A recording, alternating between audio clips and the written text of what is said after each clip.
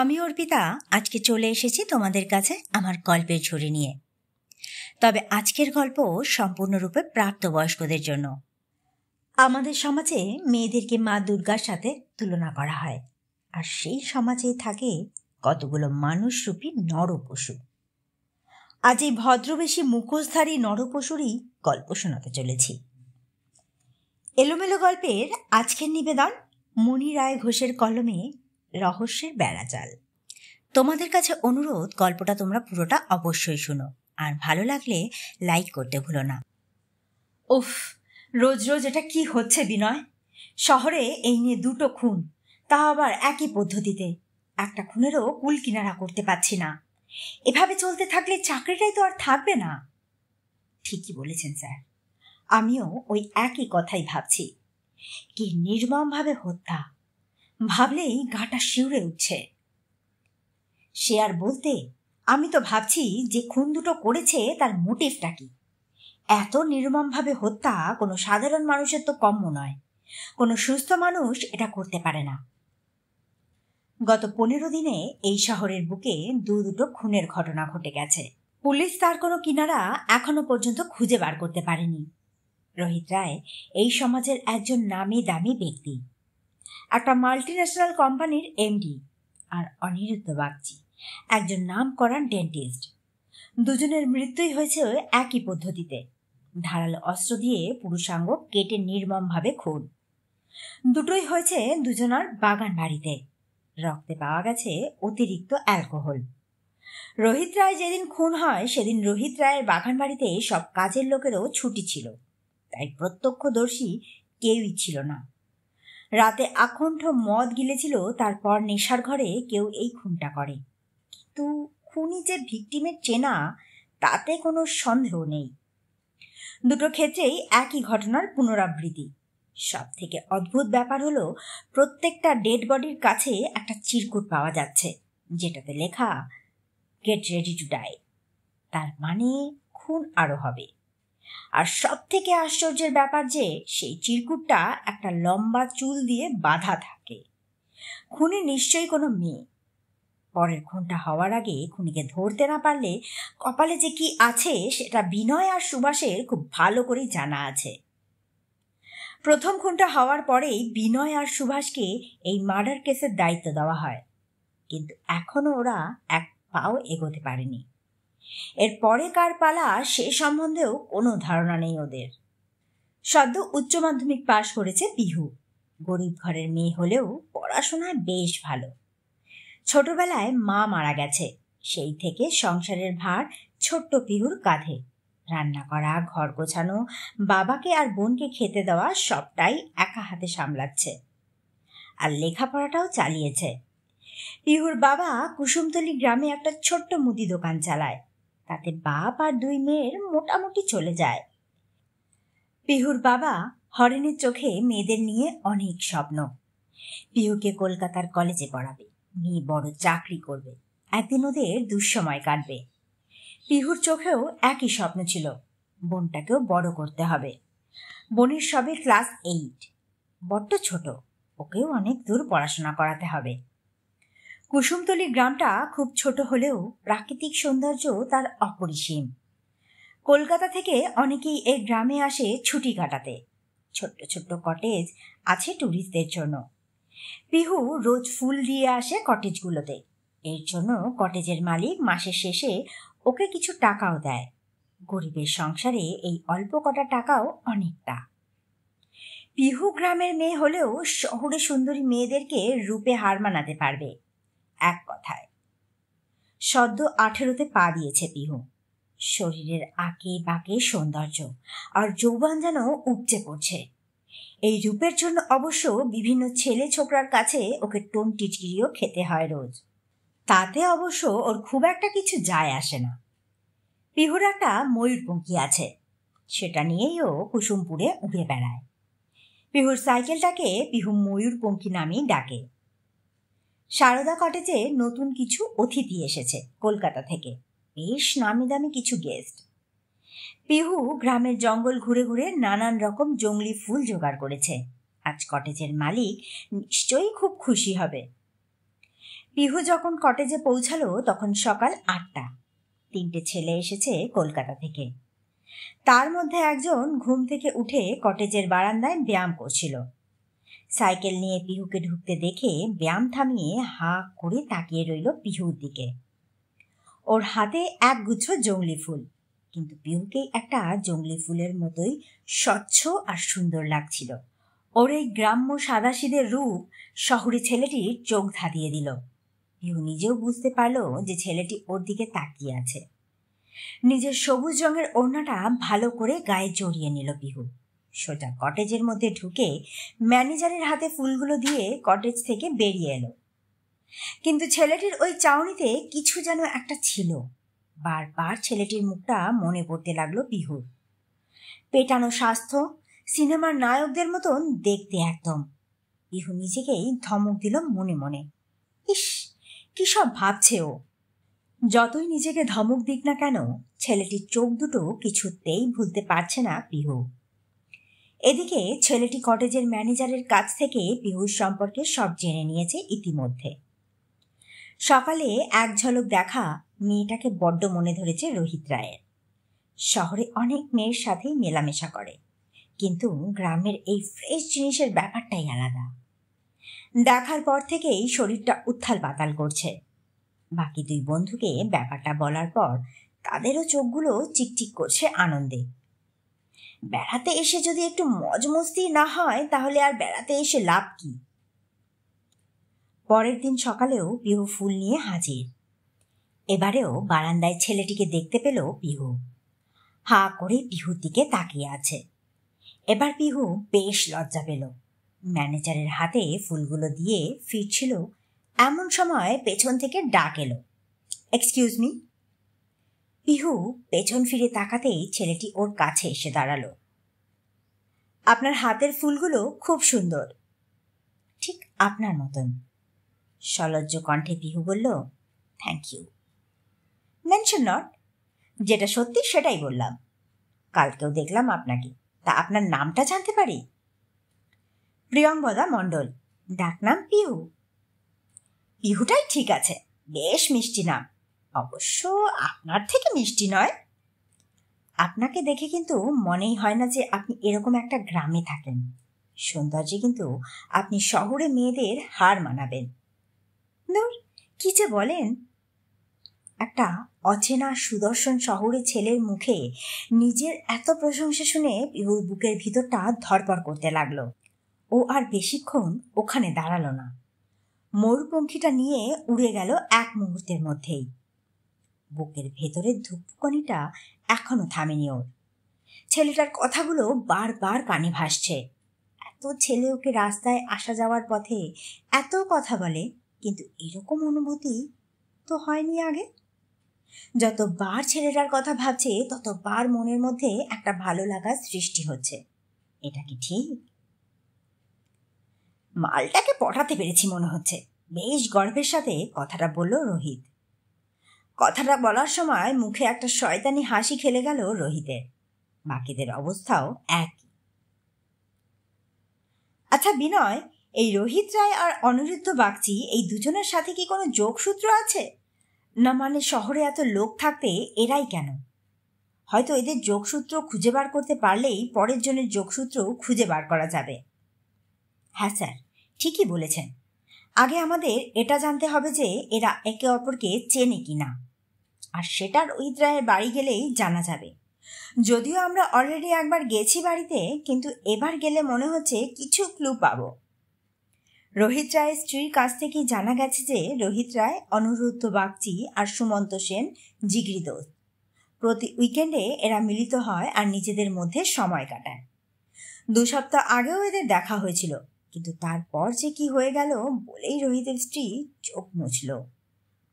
অবশ্য রোহিতের স্ত্রীর সাথে যে রোহিতের খুব সুখের সম্পর্ক ছিল তা মোটেও নয়, শুধুমাত্র ছেলে মেয়ের জন্যই একসাথে থাকা। সেসব আগেই স্বীকার করেছে রোহিতের স্ত্রী। রোহিতের খুনের পর রোহিতের স্ত্রীকেই সাসপেক্ট হিসেবে ধরেছিল বিনয়রা। সম্পত্তির জন্য হয়তো খুন করেছে নিজের স্বামীকে, কিন্তু সন্দেহটা বেশি দূর এগোতে পারেনি। অনিরুদ্ধ বাগচির মৃত্যু আর ওই চিরকুটটাই সব গোলমাল করে দিল। দুজনের এমন মৃত্যুর পেছনে কি কোনো অতীত রয়েছে? সেটাই খুঁজে বার করতে হবে। এরপর কি সুমন্ত সেনের পালা? তবে তো সুমন্ত সেনের সাথে দেখা করে এই খুনের যোগসূত্র খুঁজতে হবে। পিহুর সেই রাতে যেন ঘুমই এলো না। বারবার কটেজের ওই ছেলেটার কথা খুব মনে পড়ছে। একেই কি ভালো লাগা বলে? কিন্তু এই অসম ভালো লাগার কি কোনো পরিণতি আছে? ছেলেটিকে দেখেই মনে হয় বেশ বড় ঘরের ছেলে, আর পিহু নিম্ন মধ্যবিত্ত ঘরের ছাপোষা একটা মেয়ে। নিজেকেই ধমক দিল পিহু, এসব আজগুবি জিনিস কেনই বা ভাবছে। সকালে ঘুম থেকে উঠেই কটেজের দিকে রওনা দিল পিহু। এতদিন যেত ফুল দেওয়ার উছিলায়, এখন যায় কাউকে দেখার উদ্দেশ্যে। একটা অদৃশ্য টান ওকে টেনে নিয়ে যায়, ও সেটা ভালোই বুঝতে পারে। কটেজে পৌঁছে আশানুরূপ ছেলেটিকে দেখতে পায়। ম্যানেজারের হাতে ফুলগুলো দিয়ে আসতে যাবে, ঠিক তখনই পেছন থেকে ডাকলো। পিহু যেন এই ডাকটারই অপেক্ষা করছিল। আবার আগের দিনের মতোই বুকের ভেতরটা ধুকপুক করতে লাগলো। Hi Piu, what's up? Nothing much. ইংরাজিটা মোটামুটি ভালোই বোঝে পিহু। তোমায় কিছু বলবো ভাবছিলাম। হ্যাঁ বলুন না। আসলে আমরা তো এখানকার কিছুই চিনি না, তো তুমি যদি একটু আমাদের এই গ্রামটা ঘুরিয়ে দেখাতে তো খুব ভালো হতো। হ্যাঁ নিশ্চয়ই, কবে যাবেন বলুন? আজ আমার স্কুল থেকে সার্টিফিকেট আনতে যেতে হবে, আমি আপনাদের কাল নিয়ে যেতে পারি। হ্যাঁ হ্যাঁ একদম, কোনো অসুবিধা নেই, আমরা কাল তোমার জন্য অপেক্ষা করব। কিন্তু পিহুর আনন্দ আজ যেন সীমাহীন। যাকে মনে মনে পছন্দ করে তার সাথে সারা দিন ঘুরে বেড়ানো, এ যেন মেঘ না চাইতেও জল। আনন্দের খবরটা বোনকে না দেওয়া পর্যন্ত শান্তি নেই ওর। সাইকেল নিয়ে বাড়ি ঢুকেই আগে বোনকে ডাকলো। কুহু ক্লাস 8-এ পড়ে, 14 বছর বয়স, দিদির মতোই সুন্দরী। পিহুর সাথে ওর একদম বন্ধুত্বের সম্পর্ক। পিহু তার সব কথা বোনকে বলে, আর কুহু তার সব কিছু দিদিকে না বলা পর্যন্ত শান্তি পায় না। জানিস বোন, একটা ভালো খবর আছে। কটেজে কিছু নতুন অতিথি এসেছে। ওরা বলেছে কাল ওদের নিয়ে পুরো গ্রামটা ঘুরে দেখাতে। ওরা কলকাতা থেকে এসেছে, খুব ভালো মানুষ জানিস বোন। তুই একা একা ওদের নিয়ে যাবি? তুই তো ওদের ঠিকমতো চিনিসও না। আরে বাবা, চেনার কি আছে, ওরা এই কটেজের অতিথি, মানে ওরা আমাদের গ্রামেরও অতিথি। আমার তো একটা কর্তব্য আছে বল। তাছাড়া এই কুসুমতলির গ্রামটা তো আমার অচেনা নয়, এই গ্রামের আনাজ কানাজ আমার সব চেনা। কাল আমার স্কুল আছে, নয়তো আমিও তোদের সাথে যেতাম রে দিদি। আরে না না, তোর যাওয়ার দরকার নেই, আমি কি বাচ্চা নাকি, বলেই হেসে উঠল পিহু। সকাল সকাল ঘুম থেকে উঠে ফ্রেশ হয়ে নিল ওরা তিনজন। আজ পিহু নামের মেয়েটি ওদের গ্রাম ঘুরতে নিয়ে যাবে। ভেতরে ভেতরে একটা উত্তেজনা কাজ করছে ওদের। শহরে অনেক মেয়ের সাথেই ওরা মেলামেশা করে, কিন্তু গ্রামের এই মেয়েটার মধ্যে একটা অদ্ভুত ব্যাপার আছে, ঠিক জংলি ফুলের মতোই টাটকা একদম। রোহিতের সাথে বাকি দুজনও বেশ উত্তেজিত। সকাল 9টার মধ্যে পিহু এসে হাজির। চোখে মুখে একটা অদ্ভুত আনন্দ খেলে বেড়াচ্ছে ওর। ওর ময়ূরপঙ্খীটা কটেজে রেখে ওদের সাথে পা মেলালো পিহু। কটেজের ম্যানেজার কটেজেরই একটা অল্প বয়সী ছেলেকে ওদের সাথে যেতে বলল। ছেলেটির নাম বিল্টু। বিল্টু পিহুর থেকে বছর 2-এর ছোট, বেশ চনমনে ছেলেটি, বেশ ছটফটেও। পিহুকে দিদি বলে ডাকে। ওদের সাথে গ্রাম ঘুরতে যাবে শুনে ছেলেটি বেশ খুশি। পিহু মনে মনে একটা ভরসা পেল বিল্টুকে সাথে পেয়ে। যতই হোক ছেলেগুলো তো ওর খুব একটা চেনাশোনা নয়। 3টে ছেলের সাথে একা একা যেতে ওর একটু অস্বস্তিই হচ্ছিল। যদিও এই কুসুমতলির রাস্তাঘাট চোখ বন্ধ করেও পিহু চিনতে পারে। বড় প্রিয় এই গ্রামটা ওর। জন্মের পর এই গ্রামের বাইরে ওর যাওয়া হয়নি কোনো দিন। জীবনের এতগুলো বছর এই গ্রামেই কেটেছে ওর। এই গ্রাম ছেড়ে ওকে কলকাতা পড়তে যেতে হবে, এটা ভাবলেই ওর মন খারাপ হয়ে যায়। গ্রামের পথ ধরে হাঁটতে হাঁটতে ও গ্রামের মাঠ ঘাট জঙ্গলের সাথে পরিচয় করিয়ে দিচ্ছিল ওদের। আচ্ছা মিস্টার সেন, আপনার সাথে মিস্টার রোহিত রায় এবং অনিরুদ্ধ বাগচির সম্পর্কটা ঠিক কীরকম ছিল? আপনার কাছে কি কোনো ক্লু আছে এই দুটো খুনের ব্যাপারে? যদি থেকে থাকে দয়া করে আমাদের জানান। আমরা যতদূর জানি পরের টার্গেট আপনি মিস্টার সেন, তাই কিছু না লুকিয়ে সবটা খুলে বলুন। আপনাদের অতীতে কি এমন ঘটনা কোনো ঘটেছে যেটার জন্য আপনাদের আজ এই পরিণতি হচ্ছে?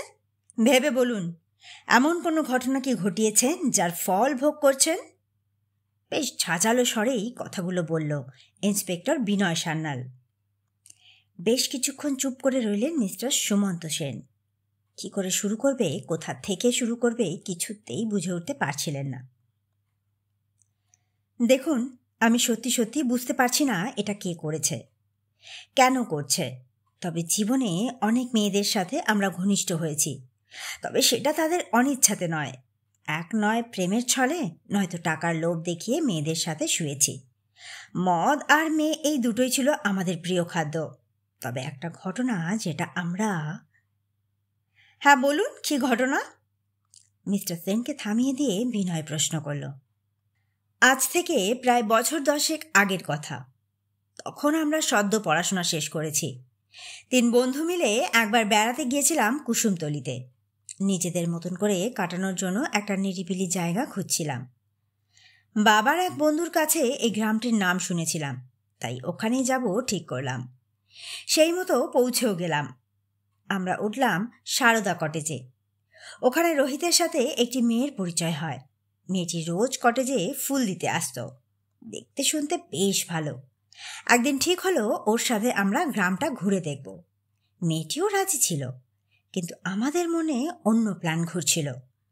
ঘুরতে যাওয়ার 2 দিন আগে থেকেই আমরা মনে মনে মেয়েটিকে নিয়ে একটা ফোন দিয়ে আসছিলাম।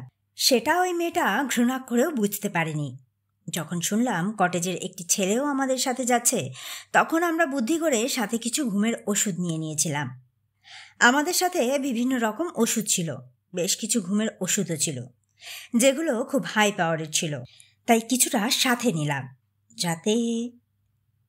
সত্যি এই কুসুমতলিতে না এলে বুঝতেই পারতাম না গ্রামটা এত সুন্দর। অবশ্য যে ঘুরে দেখাচ্ছে সে আরও বেশি সুন্দর। কথাটা বলেই রোহিত পিহুর দিকে তাকালো। পিহুর গাল দুটো লজ্জায় লাল হয়ে গেল। দুপুর গড়িয়ে বিকেল হয়ে গেছে ততক্ষণে। ওরা হাঁটতে হাঁটতে কুসুমতলির সব থেকে পুরনো মন্দিরের কাছে গেল। বহু বছর ধরে মন্দিরটি পরিত্যক্ত হয়ে আছে। খুব একটা কারো যাতায়াত নেই এদিকটায়। কুসুমতলি গ্রামটা ঘুরে দেখাতে গেলে এই মন্দিরটাও তার আওতায় পড়ে, তাই পিহু ওদের মন্দিরটা দেখাতে নিয়ে এসেছে।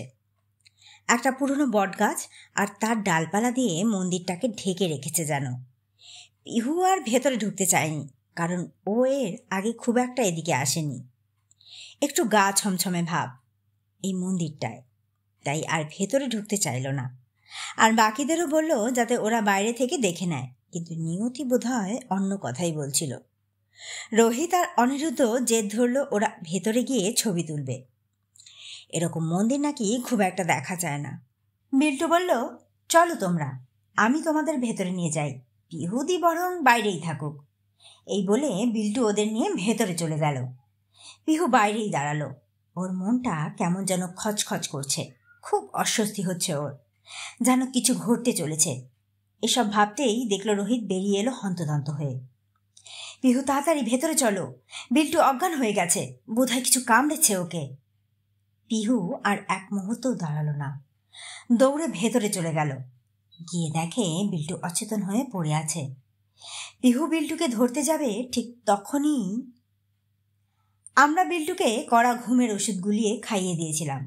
তারপর পিহু যখন ভেতরে এলো, তখন আমরা আর দেরি না করেই মেয়েটির ওপর ঝাঁপিয়ে পড়ি। মেয়েটি কিছু বুঝে ওঠার আগেই আমরা ওকে বিবস্ত্র করতে থাকি। আমরা যেন মনে মনে এমনই নির্জন একটা জায়গায় খুঁজছিলাম। একজন ওর মুখ চেপে ধরি, আরেকজন ওর হাত পা শক্ত করে চেপে ধরে।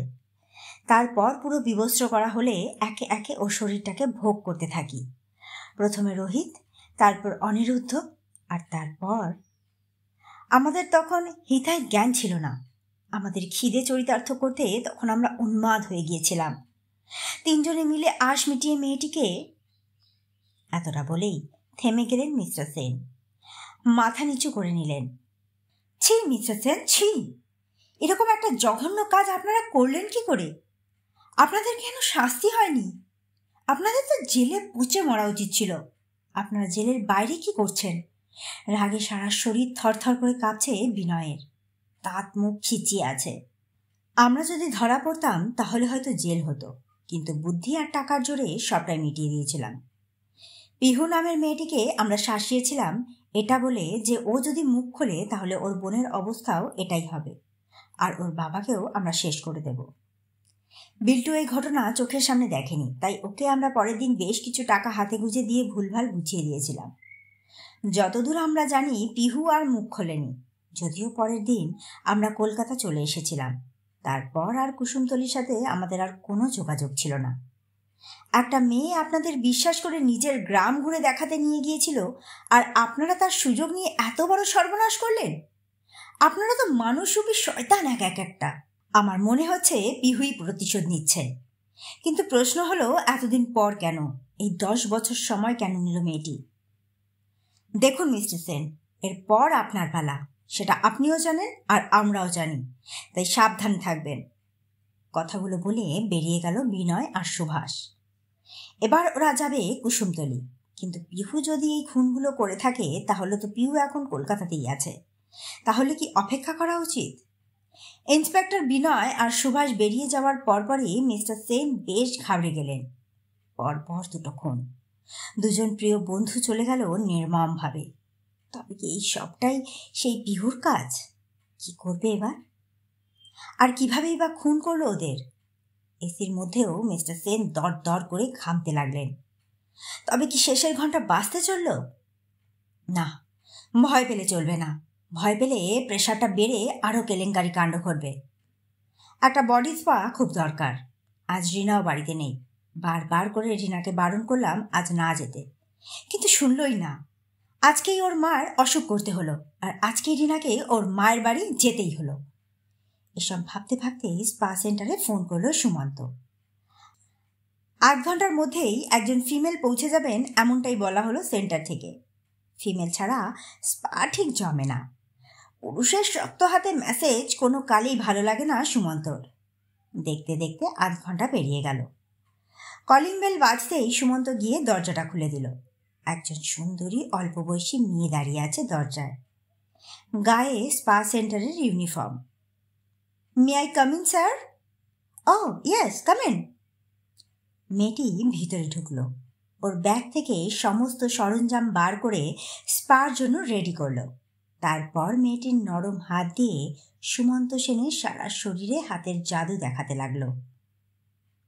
উফ, এবারেও সেই একই ঘটনা, একই পদ্ধতিতে খুন, যৌনাঙ্গ কেটে নির্মমভাবে হত্যা। সেই চিরকুট, কিন্তু এবারে লেখা অন্য। চিরকুটে পরিষ্কার লেখা, আমার কাজ শেষ। কাল বারবার সুমন্তবাবুকে সাবধানে থাকতে বললাম, তারপরেও কিভাবে ঘটলো এমন ঘটনা? এবারেও যদি খুনিকে ধরতে না পারি তাহলে চাকরি এবার শেষ। আর ভাবতে পারছি না কিছু। কথাগুলো বলেই টেবিলে জোরে একটা ঘুষি মারল বিনয়। সুমন্ত সেনের বাড়ির সামনে একটা মেয়েকে অজ্ঞান অবস্থায় পাওয়া গেছে। মেয়েটির কাছ থেকে জানা গেছে সুমন্ত সেনের বাড়িতে ঢোকার আগের মুহূর্তে ওকে পেছন থেকে কেউ অ্যাটাক করেছিল। একটা রুমালের মতন কিছু ওর মুখে চেপে ধরেছিল। তারপর ওর আর কিছুই মনে নেই। এবার যেতেই হবে কুসুমতলি। নিশ্চয়ই শেষ কাজটা সারার পর পিহু নিজের গ্রামেই ফিরে গেছে। না, আর দেরি করা যাবে না। যথারীতি বিনয় আর সুভাষ রওনা দিল শিমুলতলির উদ্দেশ্যে। এবার এই খুনের একটা কুল কিনারা করতেই হবে। কুসুমতলিতে পৌঁছতে বিকেল হয়ে গেল ওদের। গিয়ে প্রথম কাজ পিহুদের বাড়ি খোঁজা। সুমন্তবাবুর কাছ থেকে পিহুর বাড়ির ঠিকানাটা আর জানা হলো না, কিন্তু ঠিকানা জানার একটাই উপায়, সারদা কটেজ। হ্যাঁ, এই নামটাই তো বলেছিল মিস্টার সেন। সেই মতো ওরা পৌঁছে গেল কটেজে। কটেজের ম্যানেজার বদলেছে, তাই পিহুর নাম শুনে সে চিনতে পারেনি। পরে ওখানেরই একটা স্টাফ পিহুর কথা শুনে এগিয়ে এলো। আপনারা কাকে খুঁজছেন? আপনি কি বলতে পারবেন পিহু মণ্ডল নামের একটি মেয়ে এই গ্রামের ঠিক কোন দিকটাতে থাকে? ভালো নাম প্রিয়ঙ্বদা মণ্ডল। কাকে খুঁজছেন? পিহু দিকে? কেন বলুন তো? সে অনেক কথা, আপনি প্লিজ বলুন পিহু কোথায় থাকে, ভীষণ আর্জেন্ট। কিন্তু পিহুতে তো আর বেঁচে নেই, তাকে আপনাদের কি দরকার? কথাটা শুনেই 440 ভোল্টের ধাক্কা লাগলো যেন বিনয়ের শরীরে। পিহু আর বেঁচে নেই। এতক্ষণ কেসটার একটা সুরাহা হবে বলে ওরা বেশ নিশ্চিন্তেই ছিল, কিন্তু এটা কি শুনল? কবে মারা গেছে পিহু? মানে কিভাবে? তা প্রায় বছর 10 হয়ে গেছে। পিহু দিদি আত্মহত্যা করেছে। আচ্ছা, আপনি কে বলুন তো? আমি বিল্টু। পিহুদি আমায় খুব ভালোবাসত। কেন সে পিহুদি বলেই চোখ মুছল ছেলেটি। সবটা কেমন গোল পাকিয়ে যাচ্ছে বিনয়ের। আচ্ছা, পিহুর বাড়িতে নিয়ে চলো আমাদের। ওর বাবা আর বোনের সাথে দেখা করতে চাই আমরা।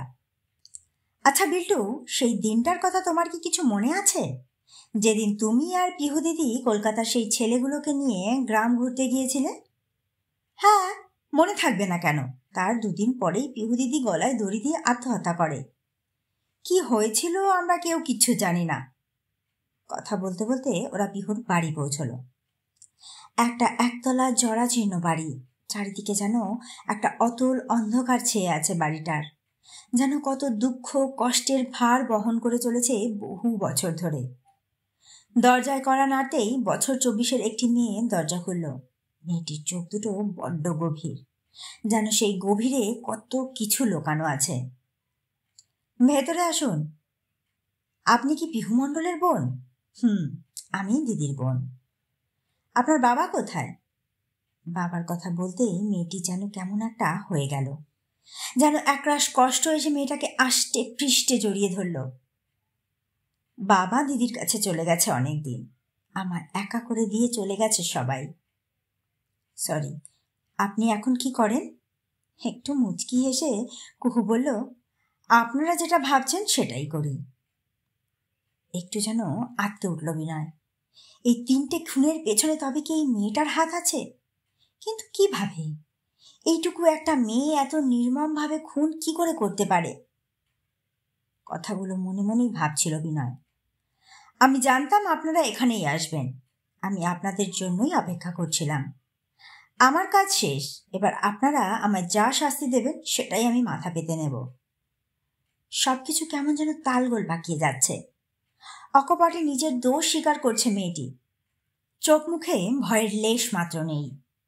কি করে করলেন এতগুলো খুন? আর কেনই বা আইন নিজের হাতে তুলে নিলেন? কিসের আইন? কোন আইনের কথা বলছেন আপনি? প্রমাণ ছাড়া কোন আইন আমায় সাহায্য করত বলতে পারেন? একটা 14 বছরের মেয়ে কি করতে পারত সেদিন? চোখের সামনে প্রাণের চেয়ে প্রিয় দিদি আত্মহত্যা করল। দিদির মৃত্যুর পর বাবা গুমড়ে গুমড়ে থাকত। বছর 2-এর মধ্যে বাবার হার্ট অ্যাটাক হলো। তখন টেনে উঠেছি সবে। দিদি মৃত্যুর আগে একটা চিঠিতে সব লিখে রেখে গিয়েছিল। ওই শয়তানগুলো দিদিকে ছিঁড়ে খেয়েছে সেদিন। জানেন, দিদি সেদিন খুব খুশি ছিল, কিন্তু যখন ফিরল তখন ওর বিধ্বস্ত অবস্থা। এসেই নিজের ঘরের দরজাটা বন্ধ করে দিল। অনেক ডাকলাম, সাড়াই দিল না। ভাবলাম হয়তো ক্লান্ত আছে, তাই ঘুমাচ্ছে। পরের দিন দরজা খুলল, কিন্তু কারোর সাথে কথা বলল না। যে আমায় সবটা বলতো সে আমাকেও কিছু বলল না। সারাদিন কিচ্ছু মুখে তুলল না। রাতে আমরা ঘুমাতে গেলাম। দিদিও শুতে গেল নিজের ঘরে, কিন্তু পরের দিন আর দরজা খুলল না। কথাগুলো বলেই হাউ হাউ করে কেঁদে উঠল কুহু। দিদি বলেছিল আমি যেন সাবধানে থাকি, কাউকে যেন বিশ্বাস না করি কোনোদিনও। বাবা মারা যাওয়ার পর আমি মাসি বাড়িতে চলে যাই। ওখানে থেকেই পড়াশোনা করি আর নিজেকে একটু একটু করে তৈরি করতে থাকি প্রতিশোধের জন্য। সারদা কটেজ থেকে আগেই আমি 3 জনের ঠিকানা জোগাড় করে নিয়েছিলাম বিল্টুর মাধ্যমে। ঘুমের ওষুধ খেয়ে বিল্টু অচেতন অবস্থায় ছিল, তাই ও কিছুই টের পায়নি সেদিন। ওকে তাই আর নতুন করে কিছুই জানায়নি। দিদির লেখা চিঠিটা নিয়ে গিয়েছিলাম পুলিশের কাছে, কিন্তু শুধু একটা চিঠির ভিত্তিতে ওরা কোনো পদক্ষেপ নিতে রাজি হয়নি। উচ্চ মাধ্যমিকের পর কলকাতায় পা রাখি প্রথমবার। মেশোই কলেজের পড়ার ব্যবস্থা করে দিয়েছিল। কলেজের ফাঁকে ফাঁকে আমি শয়তানগুলোর খোঁজ নিতে শুরু করলাম। তারপর ফোন দিয়ে আঁটতে শুরু করলাম। মেয়ে দেখলেই ওদের জিভ দিয়ে জল করায়। সেই সুযোগটাই আমি নিয়েছিলাম। 2 দিন গিয়েছিলাম রোহিত রায়ের অফিসে চাকরির জন্য। আমার তেমন কোনো ডিগ্রি নেই, তাই চাকরি পাওয়া আমার পক্ষে সম্ভব নয়। এটা জেনেই আমি গেছি। খুব আকুতি মিনতি করলাম চাকরির জন্য। রোহিত রায়ের পায়ে পড়লাম। রোহিত রায়ের মন ভিজল। আমাকে বাগান বাড়িতে দেখা করতে বলল। আমি বুঝলাম এটাই সুযোগ। ধারালো অস্ত্রটা আমার সঙ্গেই ছিল। মদ খেয়ে চুর হয়েছিল মানুষ খেকো রাক্ষসটা, তাই ওকে মারতে খুব একটা বেগ পেতে হয়নি আমার। অনিরুদ্ধ বাগচি একজন নামকরা ডেন্টিস্ট, তাই ওর অ্যাপয়েন্টমেন্ট পেতে একটু সমস্যা হয়েছিল। কিন্তু অ্যাপয়েন্টমেন্ট পাওয়ার পর ছলা কলা দেখিয়ে ওকে ভুলিয়ে ওর বাগান বাড়িতে নিয়ে ওকে একই রকমভাবে মারাটা খুব একটা কঠিন ছিল না। তবে সুমন্তকে মারাটা একটু কষ্টকর ছিল। দুই বন্ধুর খুনের পর ও খুব সাবধান হয়ে গিয়েছিল, কিন্তু শেষ রক্ষা আর হয়নি। স্পা সেন্টার থেকে যে মেয়েটা এসেছিল ওই মেয়েটা আমার কাজ অনেকটা সহজ করে দিয়েছিল। ওকে রুমালে ক্লোরোফর্ম মিশিয়ে অজ্ঞান করতে হয়েছিল। আমি নজরে রেখেছিলাম সুমন্তকে, তাই ওই মেয়েটির ইউনিফর্ম পরে ঢুকে গিয়েছিলাম। আমি পেরেছি দিদির মৃত্যুর প্রতিশোধ নিতে। আজ আমার আর কোনো দুঃখ নেই। আজ আমার যা শাস্তি হবে আমি হাসি মুখে গ্রহণ করব। আজ আমার দিদির আর বাবার আত্মার শান্তি পাবে।